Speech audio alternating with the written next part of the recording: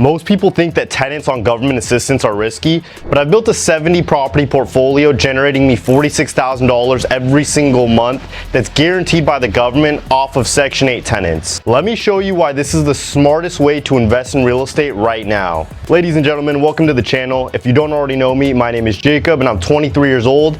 Today we're out here in Punta Cana, Dominican Republic for my birthday, so you won't be hearing me say retired at 23 anymore because as of tomorrow I'll be 24. A little bit about myself. I went from working as a full-time real estate agent, getting licensed at 19 years old and starting to intern at just 18, to now at 23 years old having a $7 million portfolio of over 70 properties and my brother owning over 80 properties himself. Anyways, I digress. If you clicked on this video, it's because you either want to use Section 8 to offset your income or completely replace whatever your current income source is. So in this video, we're going to talk about what the Section 8 program is, how it works, and how you can use it to do those exact things. Starting with the basics, what is Section 8? Section 8 is a federally funded program that pays for the rents of low-income families and tenants, which means that if you rent your properties out to Section 8 tenants, you're going to get guaranteed rental income higher than average FMRs and long-term stable tenants. The way that this program works from a tenant's perspective is that these tenants wait years to get approved for this program. The tenants on this program are going to be some sort of low-income individual who otherwise would be homeless or can't afford housing on their own,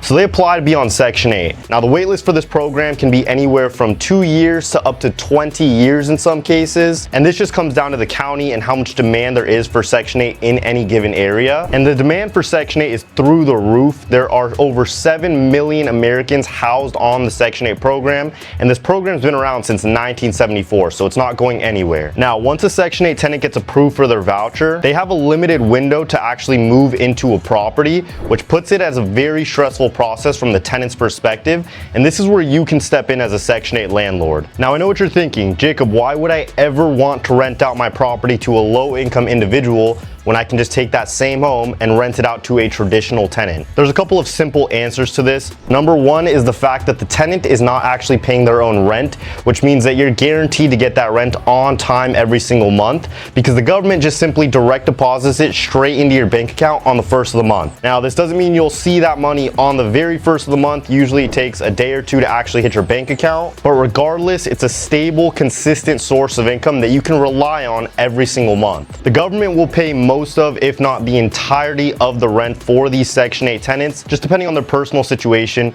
How many kids do they have? What is their current income level? Now, the other reason you would rent to a Section 8 tenant instead of a traditional tenant is because of the actual rent amounts. I'll give you an example. But let's say I have a property that would rent out in City X for $1,200 per month. That same property on the Section 8 program may rent for as high as $1,600 or even $1,700 in certain cases. The reason for this is because the way that the government determines how much to pay you in rent every single month comes down to the bedroom count and the county of that property, as well as the individual Section 8 voucher amount. So when you put all of these things together, you get a recession-proof, consistent form of income that you can rely on every single month. And of course, we can't talk about the pros without talking about the cons as well. Two of the biggest cons that you're going to find with Section 8 is bad quality tenants and the fact that you have to deal with the government.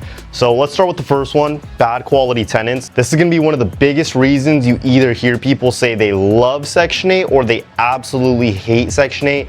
Tenants trash their place and they will never rent to a Section 8 tenant again. We're going to keep it real on this channel, so of course there are tenants out there that are like that, and I've heard tons of these stories. For me personally, I've never had to deal with any of these issues with major problem tenants, and that just comes down to screening these tenants effectively, very thoroughly, and buying in the right locations. But with Section 8 tenants, you have to take extra precaution, be extra careful, otherwise you will find yourself in a very sticky situation, and it happens all the time if I'm being honest with you guys. And the second biggest issue is going to be the fact that you are dealing with the government. Keep in mind, these are government employees. They're not getting commission on any new homes that they rent out to these Section 8 tenants, so they're usually not going to be in much of a rush to help you out, which means that there can be things like delays with the Section 8 inspection, which can lead to longer vacancy time between the time when you purchase the property to the time you actually can get it rented out to that Section 8 tenant. So in general, just be prepared to take a couple of weeks from the time you close on that home to the time a tenant can actually move in, because that inspection process can be a little lengthy at times. And obviously, just like any form form of investing, Section 8 is not going to be for everyone. But if you are serious about getting started building your Section 8 portfolio, between my portfolio, Jared's portfolio, and the countless students' portfolios that we've helped build, we've seen pretty much every single mistake in the book that you can make and how to help avoid it. So if you want to get access to one-on-one personalized coaching with both me and Jared, get our personal phone numbers, all of our tools that we've developed, like our AI seller financing software, cash flow calculators, lease agreements, amenity templates, and all of our teams like our property managers, lenders, handy workers, and even how we find and screen all of our deals and tenants for these properties, then just press that link at the top of the description and you can potentially work one-on-one with both me and Jared. And speaking of finding and structuring these deals, the types of deals that we're looking for these Section 8 properties are going to be the hidden gems that are super profitable yet super cheap to purchase. Because if you're seller financing your Section 8 properties, you can buy these homes with as little as $8,000 and in some cases even less, that will generate you anywhere between $500 to $800 every single month in passive profit directly from the government. The way we're doing this is by targeting landlord-friendly markets, because like we mentioned earlier, tenant quality is very important and plays a huge role in all of this. And if anything does go sideways, you want to make sure that you're able to evict these tenants very quickly, because speed is everything and time is money. We're targeting properties that are priced around the $70,000 to $150,000 price range, and typically the rents on these properties will go from anywhere between $1,200 to $2,100 per month, and your expenses will be anywhere between $700 to $900 all in every single month. Now that's going to include things like your mortgage, your property management expenses, and even setting aside a portion of that rent for a maintenance expense account. That way, if any repairs ever come up, you're never coming out of your personal cash flow or any of your personal reserves. You're already gonna have a separate account that's completely dedicated to any repairs. Now, obviously, you're not gonna be spending money on maintenance every single month. So the goal with this account is to build up cash reserves in this account so that if any repairs ever do come up, let's say a bigger repair may come up one day, you're already prepared for that day. Now, we wanted to touch a little bit on this, but there's three main financing methods you can use to purchase these properties. Number one is gonna be the most basic one that you're probably all familiar with, and this is gonna be a conventional loan. Now, this is going to be the hardest loan to get pre-approved for. You need to have good credit. You need to have a 20% down payment. And this means you're going to be putting the property in your personal name. I don't typically recommend going with a conventional loan because there are better financing methods out there. Like this next one I'm going to get into, which is a DSCR loan. Now, this stands for Debt Service Coverage Ratio loan. And all this means is that the lender is going to be looking to make sure that the property is going to cash flow so that they know you're going to be able to pay them back every single month. And with these Section 8 properties, that's never an issue. It's very easy to get a DSCR loan with a Section 8 property. Keep in mind, these types of loans are literally made for investors. Some of the caveats with a DSCR loan are that you will need a 620 credit score or higher and a 20% down payment. So keep that in mind. But aside from that,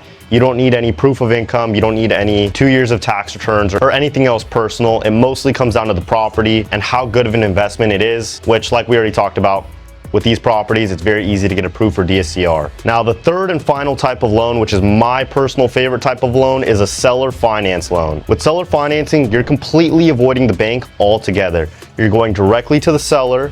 You're asking them to finance the loan for you, which essentially means the seller is going to be acting like the bank. Those monthly mortgage payments, rather than going to a bank, getting pre-approved, and then paying them back every single month, you're going to be paying the seller back every single month. And keep in mind, title will be in your personal name or the name of your LLC, so you will own that property. The seller is just acting as the bank in a seller finance deal. The reason you would want to do seller financing as opposed to these other types of loans is because all of the loan terms are negotiable. Remember, you're not working with the bank, which means that the down payment's negotiable, which is why you can get such small down payments on these seller finance deals. The interest rate, the amortization period, all of these different terms are going to be completely negotiable when it comes to seller financing. At this point, you're probably asking yourself, Jacob, why would any seller in their right mind take a seller finance loan when they could just wait for somebody else to come along with a DSCR or a conventional loan, for example? The whole goal with Section 8 is to find a property that's going to generate you passive cash flow every single month. So when you go for a seller finance deal, a lot of times these properties are sitting on market because the seller wants a price that might be unrealistic with a bank loan. Because if you're putting 20% down, you might not want to pay $150,000 for a property. You might want to pay $120,000 for it to make sense for you. But with seller financing, because you're putting such little capital up front, you can pay that higher price.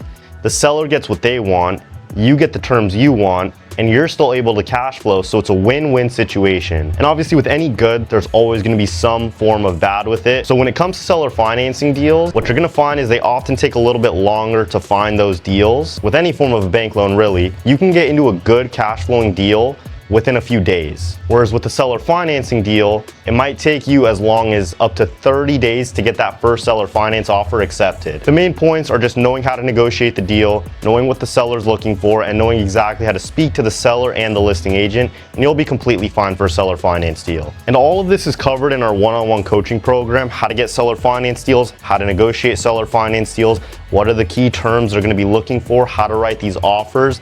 We literally coach you through every single part of the process from start to finish.